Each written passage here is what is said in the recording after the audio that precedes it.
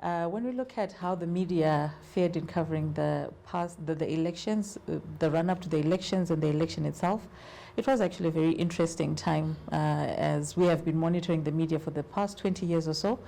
And we've realized for this election, even if it was a by-election, there was a lot of hype that came with these elections from the media.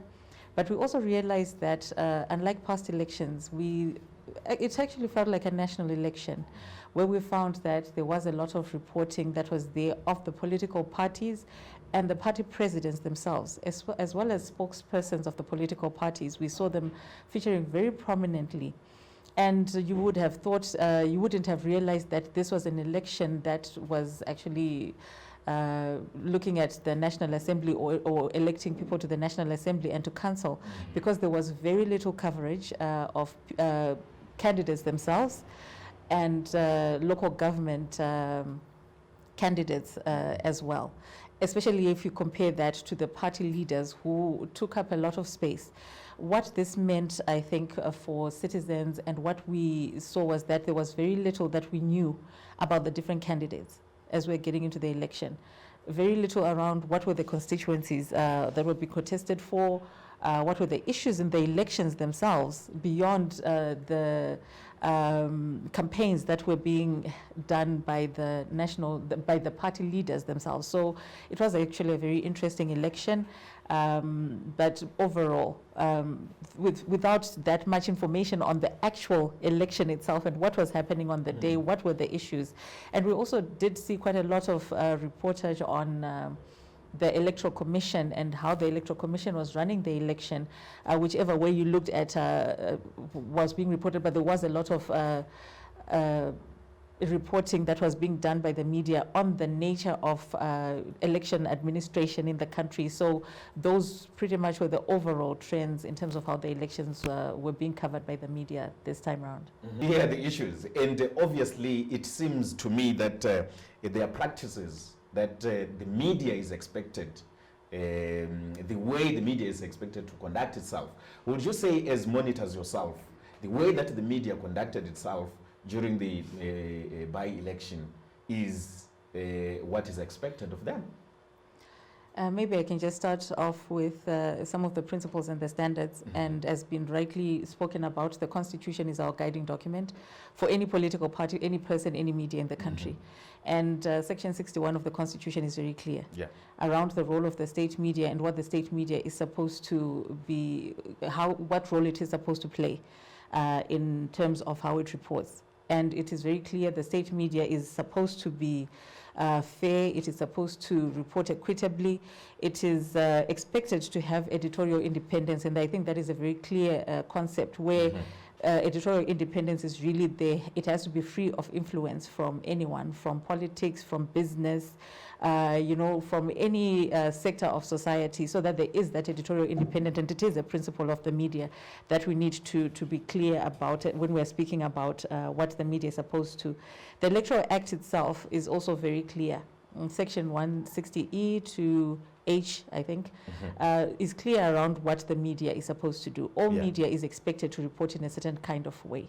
It is supposed to report in a way that is equitable, and the Electoral Act is clear around this. It's about equitability.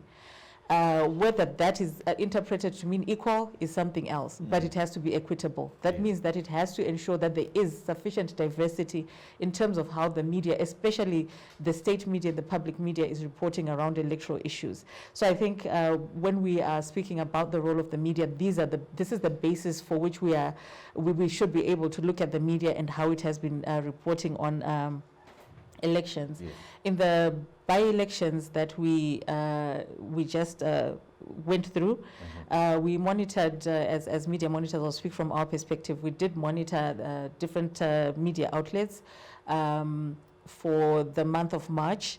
And while there were differences week on week in terms of what was coming out, we did see those trends where we see that the ZBC does report majority of the time on ZANU-PF. And when we are speaking about ZANU-PF, we do recognize that the state media has a mandate to actually report on the president, on ministers, on government business. And this is not part of the statistics that we carried out. We would only pick out, for example, where the president or where the spokespersons, the ministers are speaking as members of ZANU-PF and they are identified as such. And that's when you actually realize there is a high percentage of reportage that is actually for ZBC. And when we're looking at ZBC, yes, it did report on smaller political parties. Let's just say all the other political parties, whether it's CCC, MDCA, UZA, NPF, there was maybe 1%, 2% of time allocated to these political parties, but you'd find that 70% of the time it was ZANU-PF. And when we look at overall picture in terms of the different, the other media outlets that are there was that trend where you found that ZANU-PF was covered pretty much by all media outlets, and not to the same extent. With some media houses, for example, you'd find privately owned newspapers would cover CCC more than they would cover ZANU-PF, but it was almost, there was quite a high percentage of ZANU-PF coverage within the privately owned newspapers. And when you went to radio stations, provincial, national commercial radio stations, very high percentage of ZANU-PF, but there was coverage of other political parties. There was a significant percentage of CCC, MDCA. And overall, if you look at the overall picture, what it then says, I think what we need to be looking at as the media is, what are we saying to the public? What we now have is a situation where we have 3 political parties that are taking up the majority of space. Of course, ZANU-PF with the lion's share, and then we've got MDCA and CCC. And so what then are we saying as the media? When we are looking at how we are covering, are we diverse enough? Are we presenting the citizens with enough information for them to be able to make clear decisions around who to vote for, who's participating? As I indicated at the very beginning, that when we're looking at the elections, there was that hype about the party leaders, and the party leaders are coming from these 3 big political parties, and those are the 3 people that we probably thought were contesting and were voting for as citizens, because these are the guys that we see in our media houses overall. So I think as the media, as we're moving forward, the media needs to assess its role. Yes, we might support political parties at an individual level or at a media house level, but what are we saying about your own audience who actually deserve to have the information they need to make decisions that are informed when they are coming into the polling station? So I think pretty much that is what I would say on the matter. So you say that there was a gap in terms of information, especially looking at the candidates, those who were contesting in the election? Yes, there was definitely a very big gap. National Assembly candidates were actually fortunate that they were actually covered by most of the media houses. At local government level, I believe for the ward that I'm coming from, I do not remember seeing my councillors, the contesting councillors that were there actually having any space at all in the media, for example. So what exactly are we saying? I monitor the media every day. What about citizens who do not have that opportunity to be able to go through every platform? You can go through radio, I can go to TV.